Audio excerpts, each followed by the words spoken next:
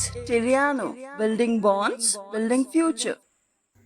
Hello everyone, आज फिर से आप सभी लोगों का टेरियानो के प्लेटफॉर्म पर स्वागत है। हमारा आज का topic that is the topic for the study is parts of speech.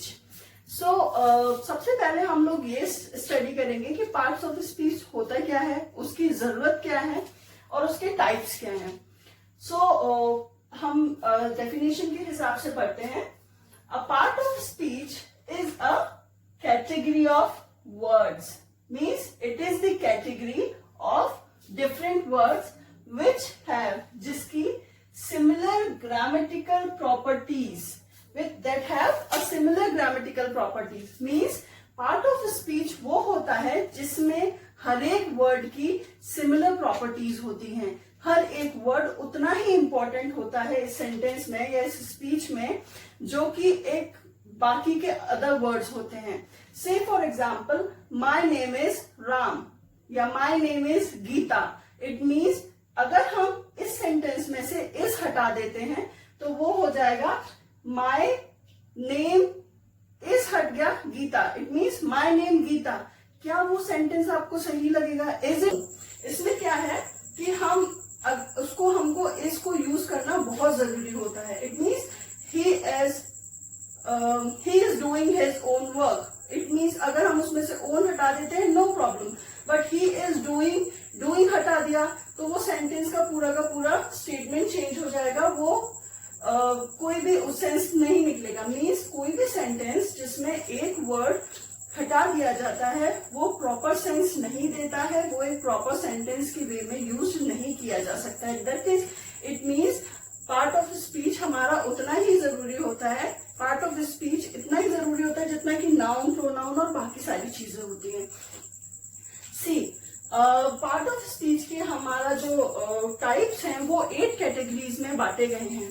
That is noun, pronoun, adjective, adverb, verb, preposition, conjunction and interjection.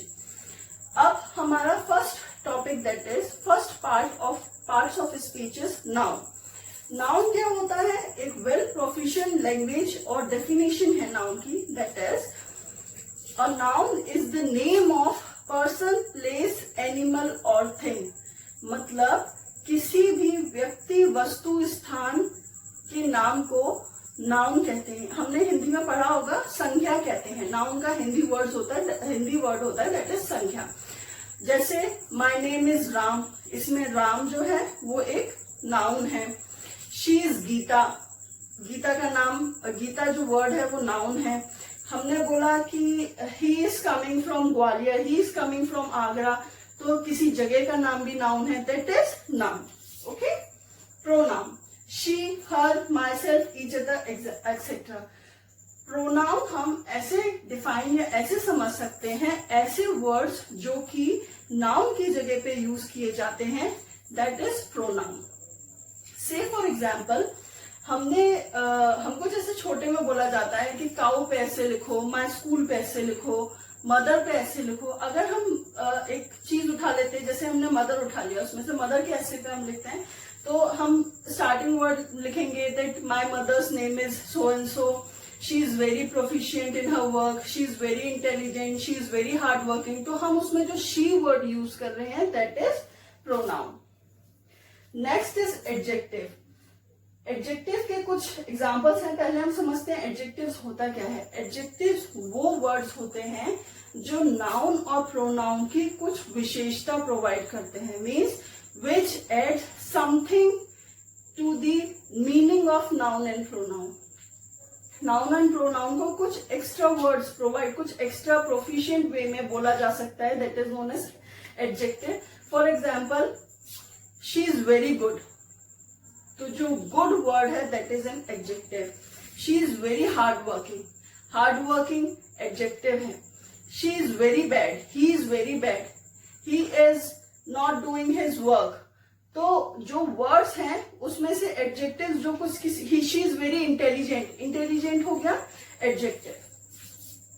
Good, bad, small, she is too small, he is too small, this kit is too small.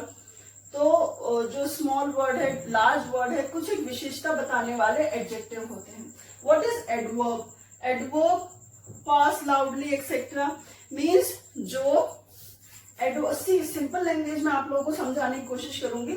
अगर हम adjective define कर रहे हैं, it means noun और pronoun के जो भी विशेषता प्रोवाइड करते हैं, दैट इज एडजेक्टिव. एडवर्ब होता है जो एडजेक्टिव और वर्ब की विशेषता प्रोवाइड करे, कुछ उस वर्ड्स को, उसके मीनिंग को, means those words which modifies the meaning of adjective and verb, that is adverb. Say for example, he runs fast. तो जो fast है that is adverb. He speaks loudly. Loudly is adverb. Now next parts of speech is verb. Verb को हम कैसे कर सकते हैं, समझ सकते हैं, वो इस तरीके से हम समझ सकते हैं जैसे कि verb are those words which shows action. मतलब आपको ऐसे वर्ड्स जो एक्शन शोज कर रहे हो, किसी भी चीज का काम शोज कर रहे हो. हिंदी में वर्ड को हम बोलते हैं क्रिया. जब भी कोई भी वर्ड, ऐसे वर्ड जो सेंटेंस में क्रिया बता रहे हो, काम करना बता रहे हो, that is verb. Say example, she sleeps, he plays, plays is verb. He runs, runs is verb. तो ऐसे वर्ड्स जो एक्शन शोज कर रहे हो, दैट इज वर्ब. खाना, पीना, रहना, सोना, these are verb. Next is prepositions. Prepositions are those words which are used before noun and pronoun. Next is जो noun और pronoun की relationship show कर रहे हो, that is preposition.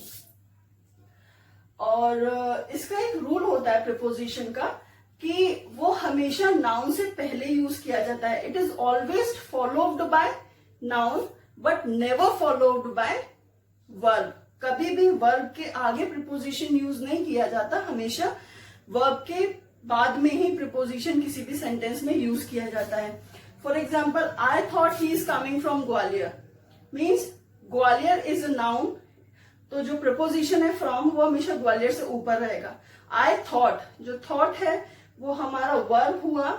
I thought he is coming from Gwalior, तो जो हमारा preposition है फ्रॉम वो हमेशा थॉट के बाद ही यूज होता है. मतलब ऑलमोस्ट रूल में ऐसा ही होता है. Next is conjunction. कंजंक्शन को हम ऐसे समझ सकते हैं, conjunction are those words in the sentence which use the relationship between words and sentences. Conjunctions के एग्जांपल हम ले सकते हैं जैसे कि and, or, but, either or, neither nor. मतलब जो ऐसे वर्ड्स जो दो सेंटेंस को, ऐसे वर्ड्स जो दो सेंटेंस को या फिर दो वर्ड्स को यूज ज्वाइन कर रहे हो. For example, Ram and Shyam, Sita and Gita. He is very hard working but she is not. तो बट जो वर्ड है वो दो सेंटेंसेस को ज्वाइन कर रहा है, उन दोनों की रिलेशनशिप बता रहा है, that is conjunction. Next and the last is interjection. Interjection को हम ऐसे समझ सकते हैं, ऐसे वर्ड्स जो किसी भी सेंटेंस में आपको कोई भी एक न्यूज, जिससे आप ऐसे वर्ड्स जो कि जिनसे आप शॉक हो रहे हो, कोई भी अपना इमोशन जाहिर कर रहे हो, जैसे व्हाट, व्हेन. मतलब ऐसे वर्ड्स जिनसे आप कोई भी एक अपना इमोशन शो कर रहे हो. It may be happy, it may be sad, it may be surprising, anything. So thank you. अगर आप लोगों को ये वीडियो पसंद आई हो तो प्लीज लाइक, सब्सक्राइब, शेयर और कमेंट जरूर करें और हम लोगों को मोटिवेट करें जिससे हम ज्यादा से ज्यादा वीडियोस आप तक पहुंचा सकें. Thank you.